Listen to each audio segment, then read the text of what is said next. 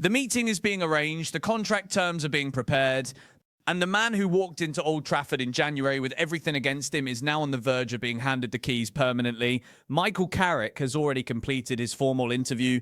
The executive committee is ready to ratify the decision with Sir Jim Ratcliffe.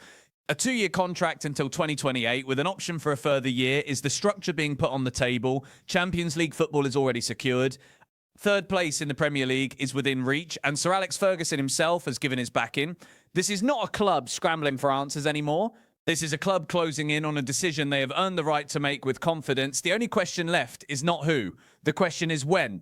And from everything pointing in the same direction right now, the answer to that question is very, very soon. The Premier League award nominations.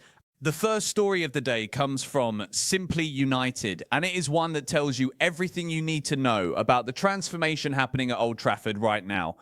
Manchester United have received 3 Premier League award nominations for this season. Michael Carrick is nominated for Manager of the Season, Bruno Fernandes is nominated for Player of the Season, and Kobbie Mainoo is nominated for Young Player of the Season. Now let me read you exactly what the numbers say about Carrick in his time in charge. In 15 Premier League matches, he has won 10, drawn 3 and lost just 2. For Bruno Fernandes, across 33 appearances, he has won 17, drawn 9 and lost 7.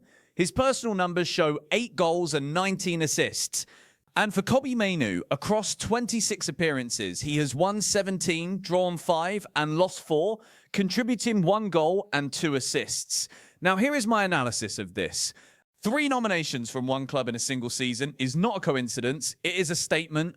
What these numbers are telling you is that Michael Carrick did not just steady the ship when he took over in January. He rebuilt confidence, restructured the team's approach, and created an environment where individual players are performing at their very best. Bruno Fernandes with 19 assists is not a lucky statistic. That is a player who has been liberated. And Kobbie Mainoo being in the conversation for Young Player of the Season shows that the youth within this squad is beginning to flourish under proper management. These nominations matter because they validate everything that has been building at United over the last few months. The contract offer. Transfer News Live, citing a source known as Sully Talks, is reporting that Manchester United are planning to offer Michael Carrick an initial contract of 2 years, running until 2028, with an option to extend by 1 further year until 2029. That is what is being reported. A 2-year deal with a potential extension built in. Here is my take on this. A 2-year contract with an extension option is a sensible and measured approach from the club. It gives Carrick the security and the platform he needs to build his own squad and implement his own vision. At the same time, the extension clause means the club retains flexibility depending on how the next 2 seasons unfold. This is not a short-term appointment out of panic. This is a structured offer that suggests Manchester United genuinely believe Carrick is the right man for the long term. The option year is simply good business practice. If things go well, everyone benefits. If things go wrong, the club has a clear decision point. This is a professional contract structure. Myles Lewis Skelly from Arsenal. Centre Devils, citing journalist Ben Jacobs and United Stand, is reporting that Manchester United and Myles Lewis Skelly could be a transfer to watch this summer. Arsenal have softened their position and are now at least open to engaging with offers, and the player himself is indicating he wants more regular playing time. Now here is my analysis. This is still very much in the rumour and early interest phase. The key phrase here is that Arsenal have softened their position to at least engage with offers. That is not the same as Arsenal being willing to sell. And the player wanting more game time is a common situation for squad players at top clubs. However, the combination of a club open to listening and a player wanting more minutes is exactly how transfers begin to develop momentum. Manchester United will be monitoring this closely as they plan for the summer window. Nothing confirmed here, nothing close to agreed, but it is a situation worth watching carefully. Daniel Svensson from Borussia Dortmund, both Simply United, citing Bild, and Stretford End, also citing Bild, are reporting that Manchester United are keeping a very close eye on Borussia Dortmund left-back Daniel Svensson ahead of the summer transfer window. United scouts have attended multiple Dortmund matches this season as the club looks to strengthen its options at left-back. The 24-year-old is believed to be valued at around £35 million, with growing interest following his impressive performances in Germany. My analysis on this: the fact that 2 separate outlets are reporting this from the same original German source in Bild adds credibility to the story. United scouts attending multiple matches is a serious level of commitment. This is not a casual glance. This is structured scouting. The £35 million valuation is a realistic fee in today's market for a young left-back with Bundesliga experience. Left-back has been a position of need for Manchester United for some time now, and Svensson at 24 years old fits the profile of a player with both current quality and long-term development potential. This is one to watch closely as the window approaches. The new home kit for 2026/27, ESPN UK have confirmed that Manchester United have dropped their home shirt for the 2026/27 season. The shirt features the Snapdragon sponsorship and has been modelled by Bruno Fernandes. My comment on this: the kit launch itself is straightforward club business. What is interesting is the timing. Releasing a kit while the manager situation is still being formally concluded creates a sense of momentum and forward planning. It signals that the club is already operating with confidence in the direction they are heading. Bruno Fernandes modelling the new shirt while simultaneously being nominated for Player of the Season is good visual storytelling for the club. It shows stability and star quality moving into the new campaign. Noah Ajayi, the academy winger. Manchester United forever, citing journalist C. McKenna Sport, is reporting that the coaching staff at Manchester United are reportedly very impressed with academy winger Noah Ajayi. The report highlights his work ethic both on and off the pitch as a major factor. United are now planning a structured pathway to help him eventually progress into the senior squad when the time is right. My analysis here. This is an encouraging story for a different reason than the big transfer headlines. Academy development is the foundation of any healthy football club. The fact that the coaching staff are not just impressed by his technical ability, but specifically by his work ethic and attitude is significant. Those two qualities combined with talent are what separate academy players who make it from those who do not. A structured pathway is exactly the right approach. It protects the player from being rushed, it gives him clear targets and milestones, and it keeps him motivated knowing that the senior staff believe in him. United building from within, while also investing in the transfer market, is a balanced strategy. Mateus Fernandes from West Ham.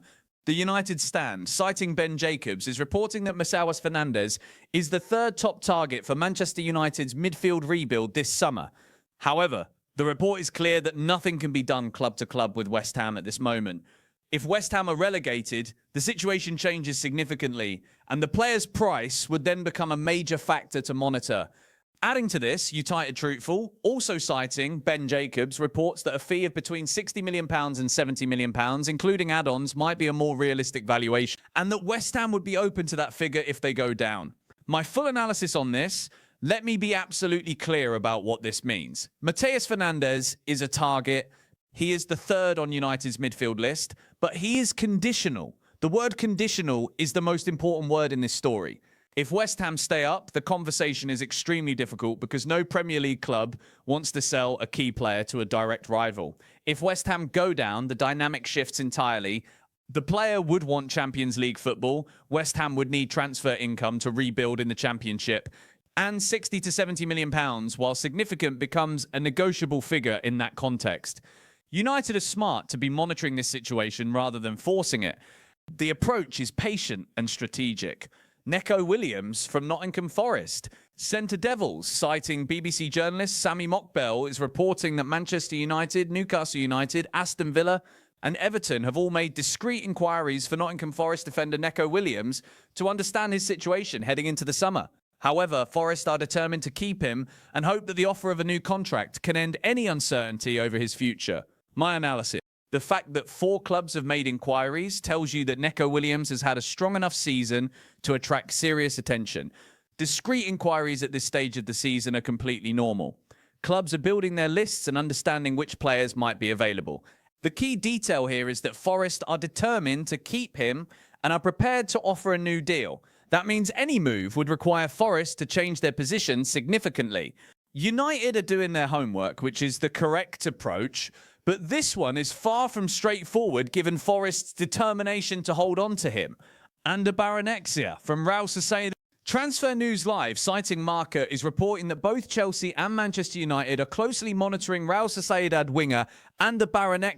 The 24-year-old is described as a strong market opportunity, with both clubs unwilling to spend large fees on squad depth options. Barrenetxea can play on either wing and has registered 3 goals and 5 assists this season. My analysis. The phrase strong market opportunity is the key here. This is not a headline signing. This is a calculated, value-driven addition, being considered for squad depth. 3 goals and 5 assists for a player who can play on both wings gives you versatility and a secondary option. Both United and Chelsea looking at the same player is interesting because it means there could be competition, but neither club seems to be prioritising this as a major deal. The numbers suggest he would come at a manageable fee. That makes him a sensible option if the right opportunity presents itself. Ayoub Bouaddi from Lille. Simply United, citing Team Talk, is reporting that Manchester United are monitoring Lille midfielder Ayoub Bouaddi as part of their search for young midfield talent this summer. An exit from Lille is increasingly expected amid growing interest in the midfielder. My analysis. Young midfield talent is clearly a priority area for United this summer. Bouaddi fits the profile of a player who could be developed over time rather than arriving as a guaranteed starter. The detail that his departure from Lille is increasingly expected is important because it suggests Lille themselves may be preparing to sell, which makes negotiations significantly easier. When a selling club is mentally prepared to lose a player, the process moves faster and tends to be cleaner. This is still monitoring stage, but it is monitoring with genuine intent. The Carrick appointment process in detail. The United stand, citing Ben Jacobs, has provided the clearest picture yet of exactly how Michael Carrick's permanent appointment will be confirmed. The process as described is this. Omar Barada and Jason Wilcox need to ratify that Carrick is the best fit for the job at an executive committee meeting with Sir Jim Ratcliffe. If that meeting goes according to plan, Carrick can then start formal contract talks. Crucially, Carrick has already had a formal interview. So future discussions will be focused entirely on terms, rather than putting him through another interview process. This is why Carrick is now the frontrunner. My analysis of this process: this is a structured, professional appointment process. It is not a rushed decision. The executive committee meeting with Sir Jim Ratcliffe as the final stage of ratification shows that the ownership is taking this seriously and following a proper governance structure. The fact that Carrick has already completed a formal interview is a significant detail that many people may have missed. It means the club has already satisfied themselves on the qualitative side of the appointment. What remains is agreeing on the financial terms of his contract. That is a much simpler conversation than the interview stage. Everything is pointing in one direction. Carrick is the man. The formality of the process is simply being completed correctly. Rene Meulensteen on Bruno Fernandes. United exclusive, citing Sport Bible, has shared comments from former Manchester United coach Rene Meulensteen on Bruno Fernandes. Meulensteen described Bruno as by far the most important player United have. He said that if you remove Bruno from the equation, removing his goals and his assists and all the points he has been responsible for, then United would be hovering just above the relegation zone again. Meulensteen added that Bruno has been outstanding even in situations when United were not at their best, and that he has been galvanised under Michael Carrick, which has made the situation even better for Bruno. My analysis: Meulensteen is a man who has worked at the highest level and understands what makes a player truly important to a team. His assessment here is not hyperbole, it is a technical observation. 19 assists and 8 goals from a midfielder is not just contribution. It is the difference between a European qualification campaign and a mid-table struggle. The point about Bruno being galvanised under Carrick is also worth dwelling on. When a manager brings out the absolute best in a player who was already performing, that is a sign of genuine managerial quality. Carrick has not just maintained Bruno's output, he has elevated it. That is an important detail. The wider manager search picture. Simply United, citing Ben Jacobs speaking via United Stand, has reported on the full scope of Manchester United's manager recruitment process. The club has done a thorough process. They have spoken to multiple candidates. They have gone from data analysis to written profiles to actual conversations with more than one person. The conclusion the club reached is that in the current market, the names available from within the Premier League are not considered superior to Carrick in their thinking. The report specifically states that Xabi Alonso is not really a frontrunner. My analysis: this is perhaps the most important contextual piece of information in today's news cycle. Manchester United did not just stumble into giving Carrick the job. They ran a proper recruitment process. They looked at the data, they drew up profiles, they held conversations, and after all of that, they concluded that the best available candidate was already in their building. That is a powerful validation of Carrick. And the fact that Xabi Alonso team that has been heavily discussed is specifically described as not a front runner tells you that United's decision is based on football intelligence rather than name recognition or sentiment. They want the right man for this specific club at this specific moment, and that man is Carrick. Sir Alex Ferguson backs Michael Carrick. Now let me turn to the full written piece on Sir Alex Ferguson's stance regarding Michael Carrick's appointment as the permanent Manchester United manager. Here is the situation as it stands. Manchester United have explored other options, but Carrick has long been considered the front runner. The co-owners from the Glazer side and Sir Jim Ratcliffe are in agreement that he deserves to stay in the post, and that backing extends to the club's greatest ever manager, Sir Alex Ferguson. Ferguson retired from management in 2013. In the years that followed, he was regularly consulted on managerial decisions. That has not been the case on this occasion. However, it is understood that he backs the likely permanent appointment of Carrick. Carrick would become the 7th permanent manager since Ferguson stood down in 2013. Ferguson handpicked his own successor, David Moyes, but has had less direct involvement in recent years. He was said to be in favour of Jose Mourinho's appointment in the past, and it is noted he appeared to develop a strong relationship with Erik ten Hag as well. The piece describes Carrick's progress in detail. Since taking over in January following the end of Ruben Amorim's time in charge, Carrick has overseen a marked improvement in both results and atmosphere at the club. United have clinched Champions League qualification with 3 matches to spare and are pushing for 3rd place in the Premier League. Former players have spoken out in his favour. Wayne Rooney, speaking on Match of the Day, said that the club needs to announce him swiftly because they need to bring players in to improve the squad. Rio Ferdinand, speaking on Talk Sport, said that Carrick has earned the right to manage Manchester United. Ferdinand said that taking the club to 3rd place convincingly is enough on its own to justify giving him the opportunity. Now here is my full analysis of this story.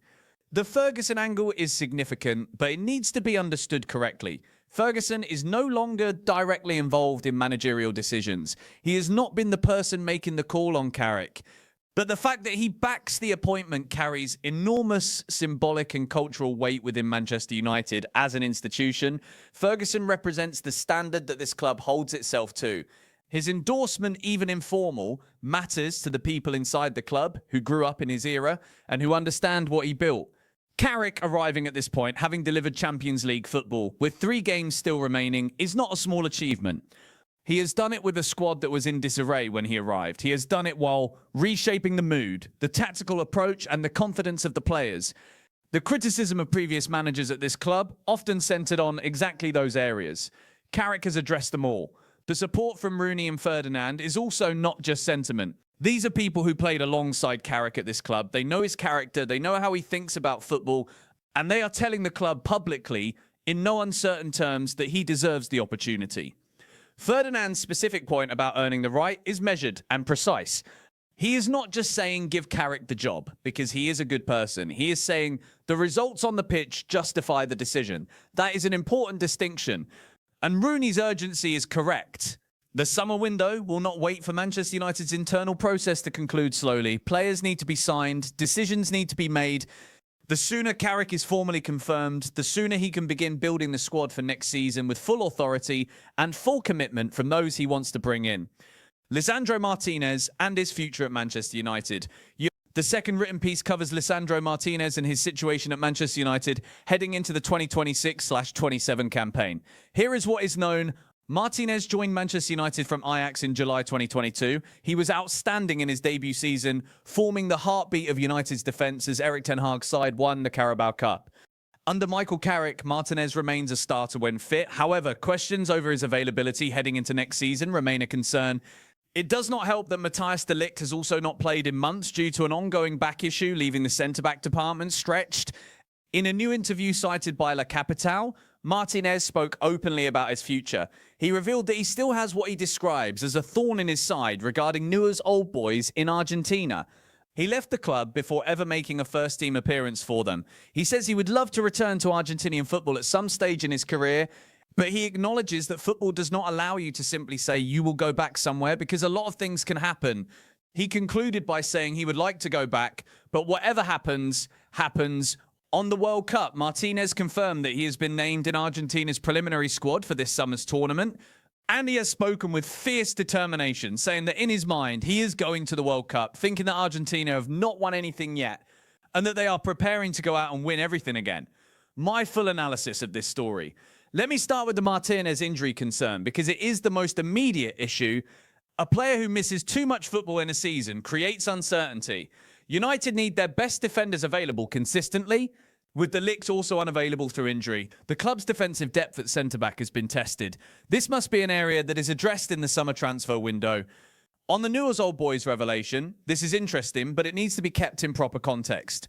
Martinez is 28 years old. He is at the peak of his career.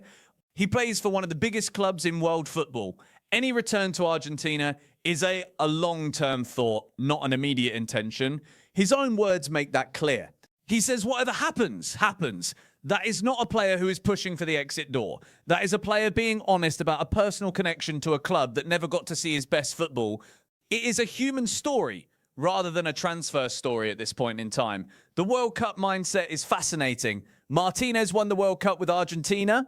Most players in that situation would carry that achievement with pride and perhaps a degree of satisfaction. Martinez instead is approaching the upcoming tournament as if it has not happened yet.